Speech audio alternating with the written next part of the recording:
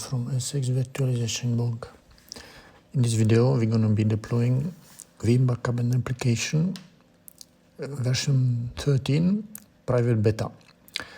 The access to the beta is only for the Veeam 100 members, but the software should be out in a few weeks, 3 months. On the video you can see that you need to create a VM as a Rocky Linux virtual machine.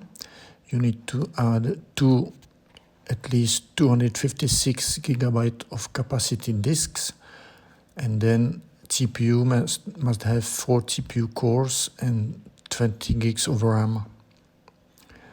Once you have all this, just attach the installation ISO to the machine, to your virtual machine, and start the installation.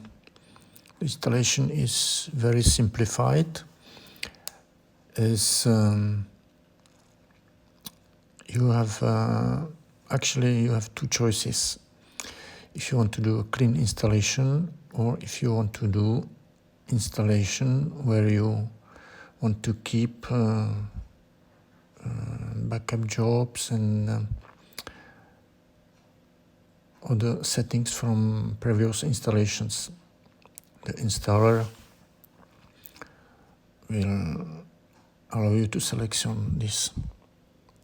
But in our example, we want to wipe everything. It's going to take quite a bit of time, because there is over 700 packages that needs to be installed. So we are speeding this video.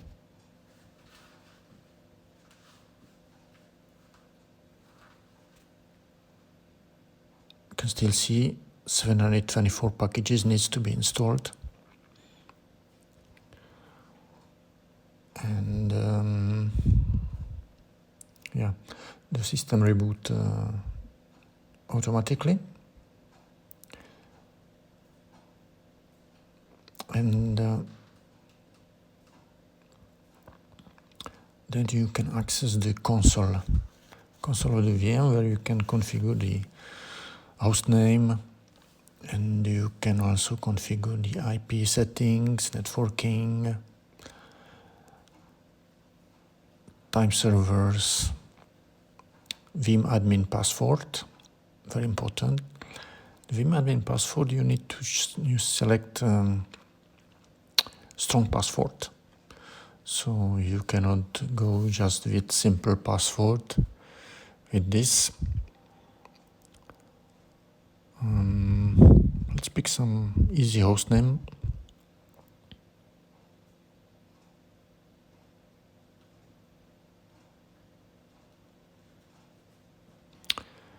IP settings.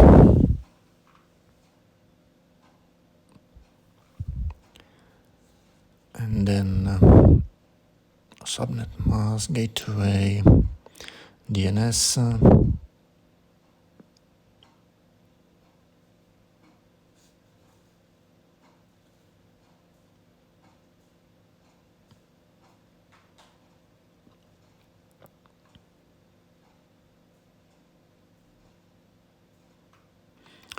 For time server, I just kept the default ones, but you can add your own.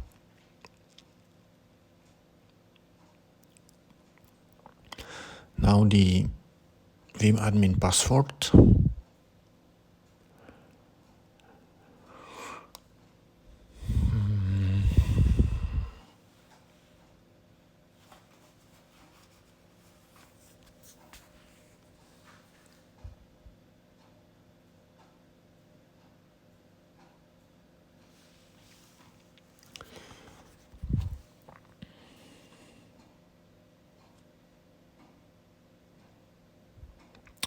We need to configure MFA.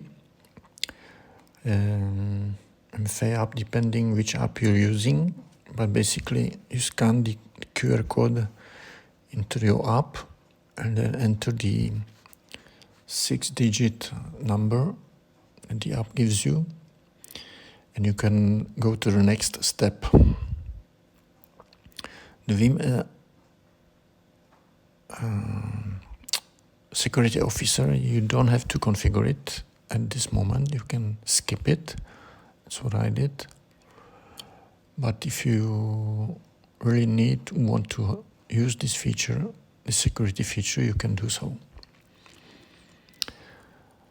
So again, we need to speed things up because on our nested lab, it runs pretty slow and it needs to restart all the necessary services and reboot and go to the final stage where you can connect via web-based console.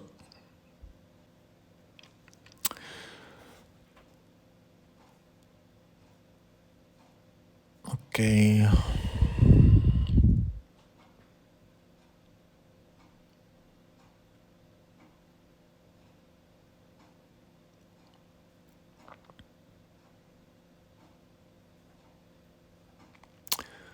Let's connect to the web console.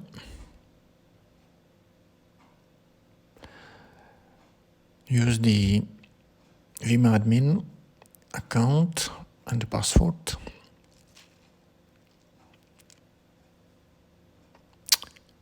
Come on.